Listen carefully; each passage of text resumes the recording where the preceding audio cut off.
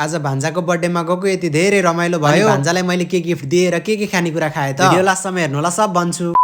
All right guys, all right, welcome back to my mini vlog. I hope सबजना सन्चै हुनुहुन्छ होला अनि म पनि एकदम सन्चै छु। अनि आज चाहिँ मेरो बिहानीको सुरुवात हुन्छ मेरो आफ्नै पसलको नित्य काम गर्दै। नित्य काम गरेर मात्रै के भएको थिए, फेरि नित्य काम मात्रै गरेर भएन, पेट पनि पूजा गर्नुपर्छ भनेर समोसा जेरी पकौडा ल्याएर समोसा खान थाले। समोसाको कामलाई तमाम गरेर पाला आयो पकौडाको। अनि पकौडाको पनि काम खत्तम गरिसकेपछि पाला आयो जेरी। जेरी खाएर यसो तल गएर स्कुटर हेरेको त स्कुटर लास्टै फोर भइसकेको रहेछ। अब रिकन्डिसनमा धुन लयो भने 500 रुपैयाँ लागिहाल्छ। 500 रुपैयाँ पनि किन रिकन्डिसनलाई दिनु भनेर आफै धुन थाले। त्यसपछि मेरो पनि बजारमा केही सामान लिन थियो अनि हाम्रो भिनाजुको पनि सामान लिन रहेछ, त्यही भएर साला भेना लाग्यौं बजारतिर। त्यसपछि एकपछि अर्को र अर्को पछि अर्को बसलाई ओभरट्याक गर्दै अगाडि बढिरहेको थिए। ठ्याक्कै त्यसपछि तेलौली पुगेको त रेणु दाल म्यामको पार्टीले तेलौलीमा भाषण गरिरहेको रहेछ। भाषणलाई चिरेर के अगाडि बढेको यता फेरि भात खुवाइ पो रहेछ। भात खुवाइलाई पनि छोडेर अलि अगाडि पुगेर हाम्रो भिनाजुको बुलेटमा नम्बर प्लेट हाल्नु रहेछ। त्यसपछि नम्बर प्लेट पनि हालेर हामी नारायणघाटतिर। नारायणघाट पुग्ने बित्तिकै मेरो चाहिँ आइफोन 7 प्लसमा बाइपास हाल्नु थियो, त्यो बाइपास हालेर यता फेरि रिकन्डिसनमा अलिकति काम बाँकी थियो, त्यहाँ पुगेको त भिनाजुको आँखा फेरि ठ्याक्कै एउटा बुलेटमा गइहाल्यो। त्यसपछि मन पर्यो भने किन्छु भनेर यसो टेस्ट ड्राइभ लिनु भएको थियो। अनि त्यसपछि भिनाजुलाई खै केमा चित्त बुझेन अनि पछि ल्याउला भनेर लाग्यौं हामी फाइनली घरतिर। अनि घर मात्र के पुग्न पाएको थिएँ, आज फेरि भिनाजुको छोरो भान्जाको बर्थडे रहेछ।